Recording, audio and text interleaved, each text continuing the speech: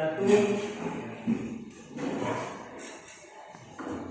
kemudian alat tulisnya ditaruh di mejanya masing-masing. Kemudian jika melihat sampah di sekitar tempat duduknya, mohon untuk disimpan terlebih dahulu. Nanti ketika istirahat dia buang di tempat sampah. Baiklah.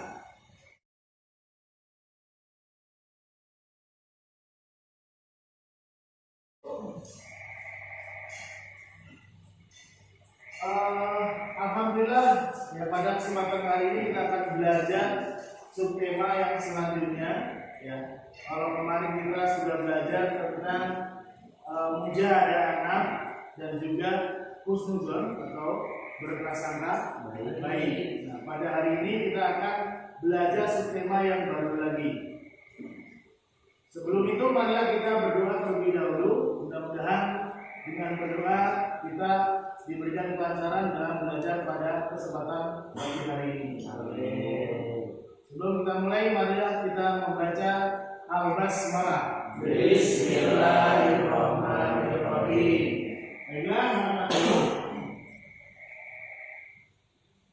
selanjutnya yaitu pada kesempatan pagi hari ini kita akan belajar tema baru yaitu ukhuwah.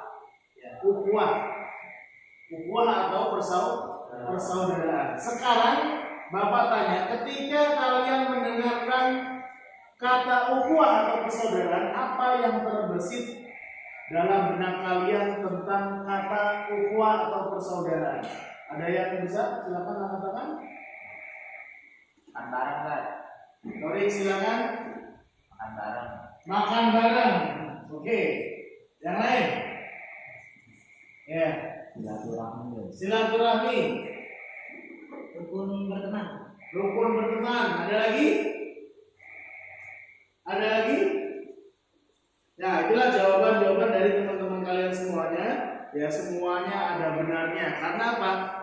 Bapak mengatakan apa yang terbesit di benak kalian semuanya. Jadi, apapun yang kalian katakan ada benarnya dari sudut pandang kalian masing-masing.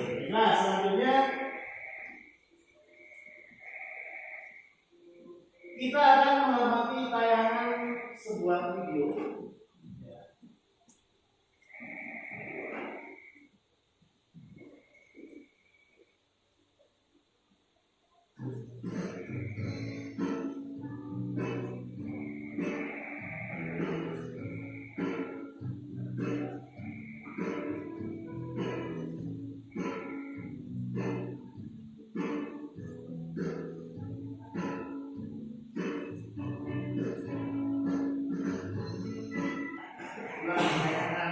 Singkat dari video yang sudah kita amati yang kita saksikan tadi, ada beberapa karakter hewan yang mana mencerminkan sebuah ukhuwah atau persaudaraan atau kesatuan. Yang pertama yaitu dari binatang penguin ya, yang mana dia tidak salah satu dari mereka dimakan seperti tadi. Kemudian yang kedua dari binatang apa? Semut. Yang ketiga, kepiting. Nah, sekarang setelah kalian saksikan video tadi, siapa yang bisa menyimpulkan atau kesimpulan dari tayangan video yang sudah kalian saksikan tadi? Silakan teman-teman. Ya, Kesatuan adalah faktor kesuksesan. Kesatuan adalah pangkal kesuksesan. Kita bilang tepuk tangan dulu. Selanjutnya siapa yang bisa? Ayo.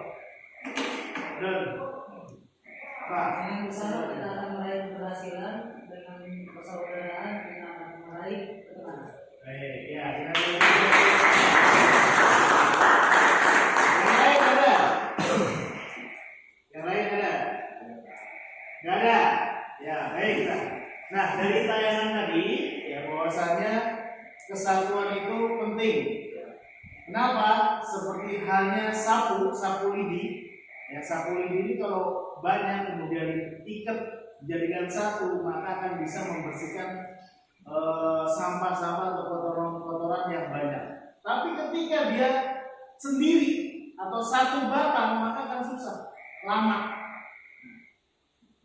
Karena itu kalau kita bersatu, kalau kita mempunyai ukhuwah atau persaudaraan, kesatuan, maka pekerjaan akan dirasakan lebih mudah atau cepat selesai. Seperti halnya kita di pondok, ya, kalau kerja bakti semuanya kerja dalam hitungan menit, ya, semuanya bersih. Operasi semut langsung bersih semuanya. Nah, inilah manfaat kenapa kita harus bersatu. Maka dari itu, ya, sebagai siswa kalian harus bersatu. Ya, jangan sampai ada yang ngebully, jangan sampai ada yang bahasa ngebully itu adalah perundungan, ya. Tidak boleh melakukan perundungan di antara peserta didik. Baiklah, anak-anak semuanya selanjutnya yaitu Bapak akan membacakan, sebelum kita belajar akan membacakan kompetensi dasar pada materi ukhuwah atau persaudaraan. Jadi yang pertama yaitu terbiasa membaca Al-Quran dengan meyakini bahwa persaudaraan atau ukhuwah adalah perintah agama. Kedua, menunjukkan persaudaraan ukhuwah sebagai implementasi dari perintah Quran Surat Al-Hujurat ayat 10 serta hadis. Nah, selanjutnya yaitu tujuan pembelajaran. Terbiasa membaca Al-Quran dengan meyakini bahwa persaudaraan ukhuwah adalah perintah agama. Baiklah, selanjutnya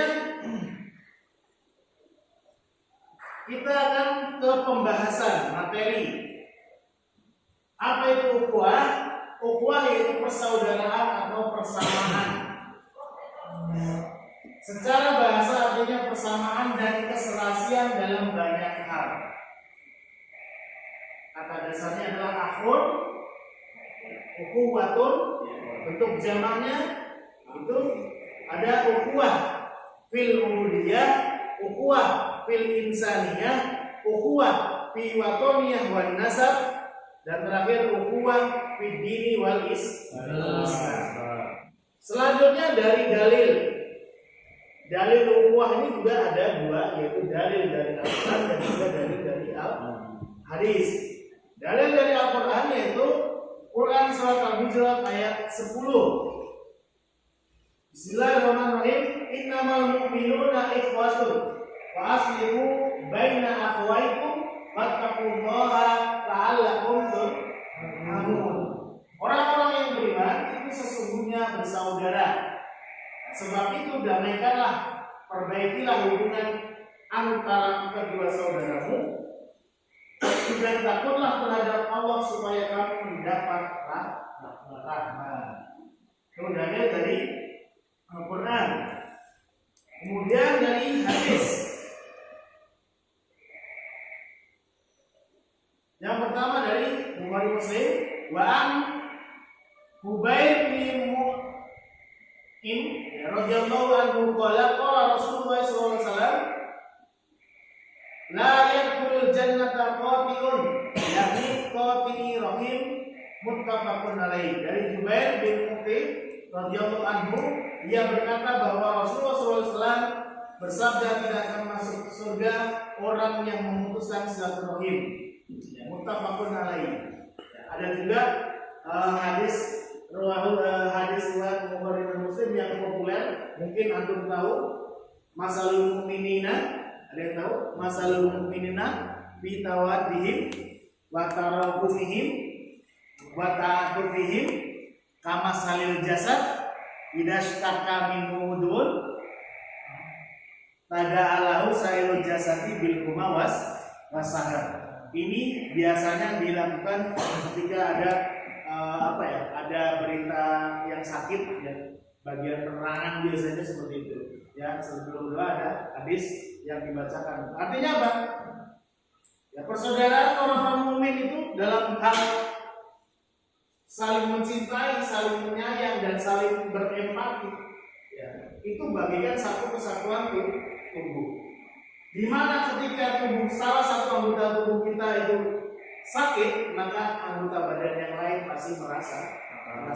Contohnya kayak kita sakit misalkan pusing itu kepala doang, Tapi nanti akibatnya macam-macam, males atau mager lah bahasa kalian, mager untuk ke masjid, mager untuk ke sekolah. Padahal kepalanya doang yang pusing, kakinya nggak pusing, ya tangannya nggak pusing. Tapi nggak akibat dari pusing, dari kepalanya yang pusing, semuanya mudah merasakan. Samanya kayak sakit gigi, ya. Kalau moodnya juga kurang baik. Nah ini contoh dari ukhuwah atau persaudaraan kita itu diibaratkan sebagaimana satu kesatuan tubuh. Yang manakala satu anggota tubuh dia sakit, maka anggota tubuh yang lain akan merasakannya. Itulah. Selanjutnya yaitu hukum tajwid.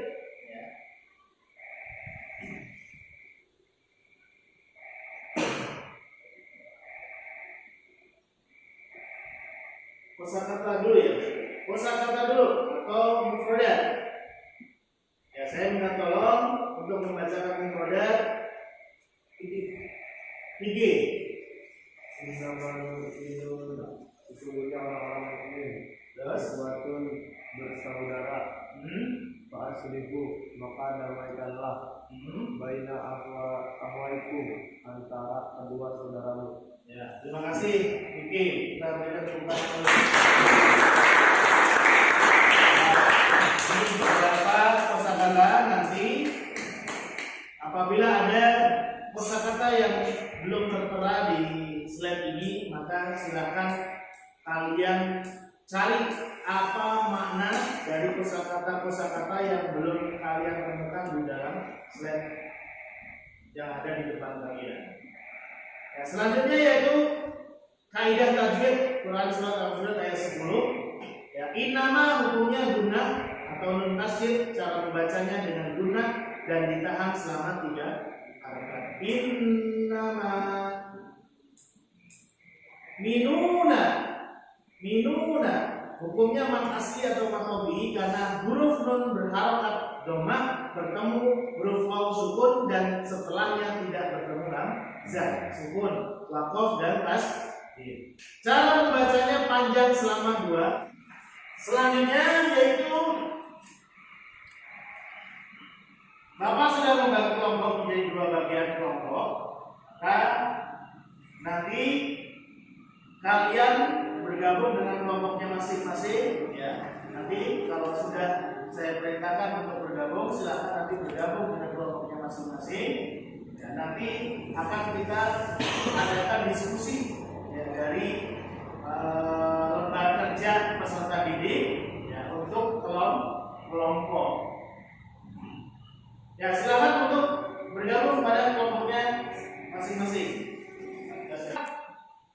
Ya baiklah anak-anak semuanya, Bapak akan menjelaskan terlebih dahulu ya tugas kelompok yang akan kalian diskusikan pada kesempatan hari ini, yaitu yang pertama ada dalil tadi dari Quran surat Al-Hujurat ayat 10 ya. Kemudian tugas kelompok yang pertama yaitu menjelaskan isi kandungan dari Quran surat Al-Hujurat ayat 10 tersebut. Kemudian untuk kelompok 2 yaitu menyebutkan contoh sikap perilaku yang mencerminkan Quran surat Al-Hujurat ayat 10. Ya. Baiklah, waktu telah usai ya untuk diskusi kelompok. Maka yang pertama yaitu kelompok 1 silakan maju ke depan untuk mempresentasikan dari nomor 1 yaitu menjelaskan isi kandungan dari Quran surat Al-Hujurat ayat 10. Silakan untuk kelompok 1.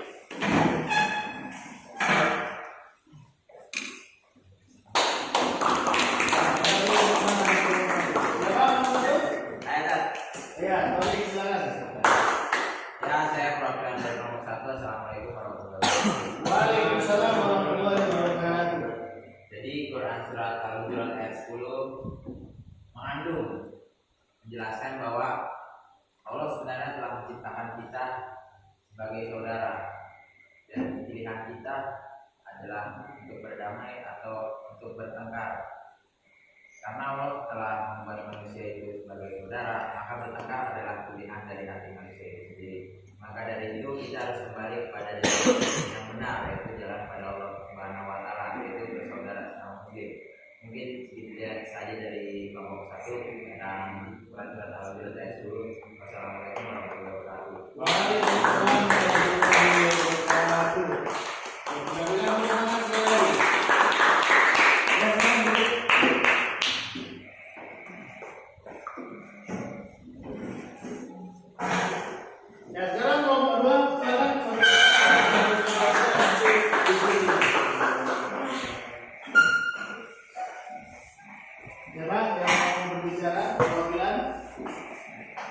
Saya saudara, Assalamualaikum warahmatullahi wabarakatuh. Waalaikumsalam warahmatullahi wabarakatuh. Saya suatu perwakilan dari kelompok 2 akan memberikan contoh sikap perilaku yang mencerminkan surat Al-Hujurat ayat 10. Jadi saya memberikan contoh ialah menjalin silaturahmi sesama muslim. Harus dijelaskan oleh saudara tadi, Allah menciptakan manusia sebagai saudara. Mungkin cukup sekian dari saya. Wassalamualaikum warahmatullahi wabarakatuh. Waalaikumsalam warahmatullahi wabarakatuh. Silakan duduk, kita berikan tepuk tangan untuk Bapak Guru. Baiklah, ya silakan duduk kembali. Anak-anakku, di tempatnya aja gini aja.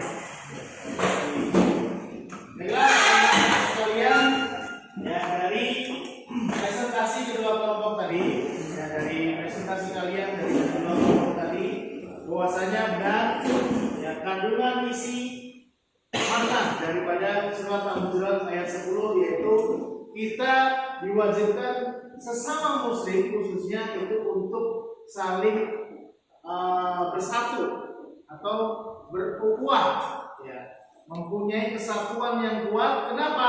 Kalau kita kuat ya, maka musuh-musuh juga akan kesulitan untuk menghancurkan kita semua. Kalau kita terpecah-pecah, kita tidak ada kekompakan, maka sangat mudah ya, musuh untuk menghancurkan dari kesatuan kita. Sebagaimana kita main bola, kalau hanya individual pasti susah untuk memenangkan pertandingan. Kalau kita kompak antara back, kiper, back, kemudian gelandang, sayap, strikernya, nah, maka akan sangat mudah untuk memenangkan pertandingan. Yang kedua yaitu sikap perilaku tadi seperti halnya kita di sekolah ya, di dalam pondok ini gitu ya. Antar teman ya, antar angkatan ini harus ada kekompakan, saling mengingatkan ketika ada temannya yang salah diingatkan ya. Ya pastinya mengingatkan teman itu lebih sulit daripada kita mengingatkan anggota. Tapi inilah ulil haqqi walau kana murad.